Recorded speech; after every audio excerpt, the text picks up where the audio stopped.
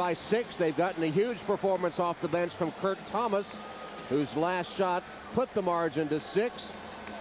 Hitting the jump shot, and then the Garden crowd reacting.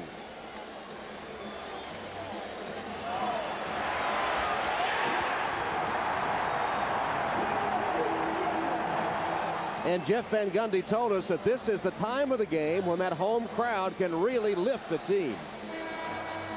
I think if we're in the game in the last 4 or 5 minutes, I think home court is an advantage. I really do. I think the crowd at that point can help you, pull you with them.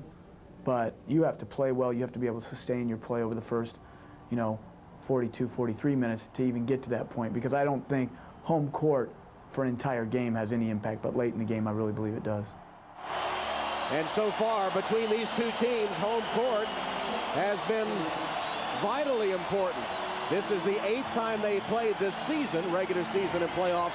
The home team has won the first 7. And if the Knicks want to hold on a winner, they're going to have to slow down Reggie Miller and Jalen Rose, who have all 11 Pacer points in the quarter. Sewell and Charlie Ward back in the ball game, and Rose trying to dance in. Can't hit the jump hook. Houston scrambles for it and wades in to get it. At the outset, we talked about who was going to be the first to loose balls. Larry Bird mentioned it. That was the difference at the start of the 3rd quarter in Game 3. Allen Houston 3 times in this 4th quarter has been there.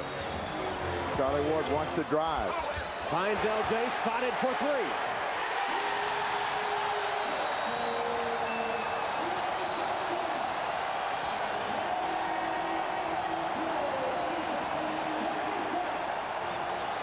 Penetration and dish. Charlie Ward. They waited so long for him to get back in. Immediately pays dividends. The quick hitting attack answered by Smits.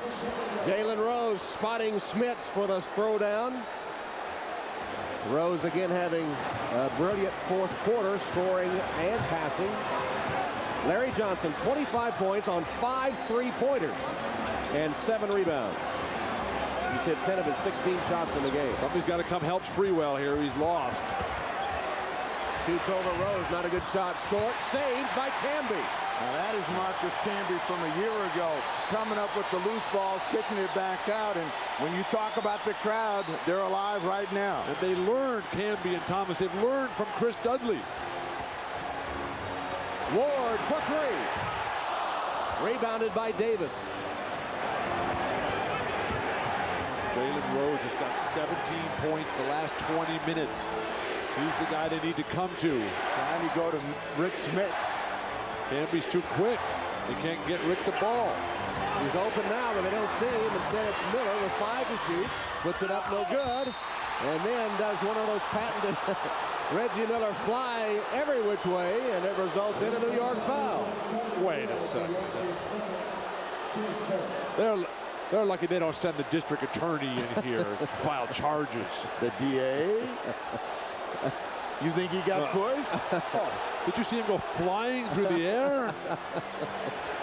You can't do that on purpose. And right now, Jalen Rose is the most dangerous player out on the floor, and the Knicks are trying to double up on him, and they get a deflection. 14 on the clock for Indiana. Kurt Thomas is going to get back in the game. And Marcus Camby, who's done such a good job of energizing the team, getting the loose balls, making the blocks, is going to get a quick breather. But Van Gundy has done a good job of not leaving Marcus out there when he's tired. That's when you get hurt. Sprewell's just got 2 points here in the 4th, only taking 2 shots, making 1. Now Kurt Thomas is bruising Rick Smits, knocking him around. Rose shooting from outside. Dale Davis with a putback. Davis again off the offensive glass. He's in double figures. 5-point game. An eternity of time. Davis another double-double, 10 points, 10 rebounds. Now the guy who got to get in the game offensively is Houston. He has not been able to get his hands on the ball. They've been coming to Sprewell, but Spree's had a tough time. Larry Johnson passed up the 3. Ward will take it and hit.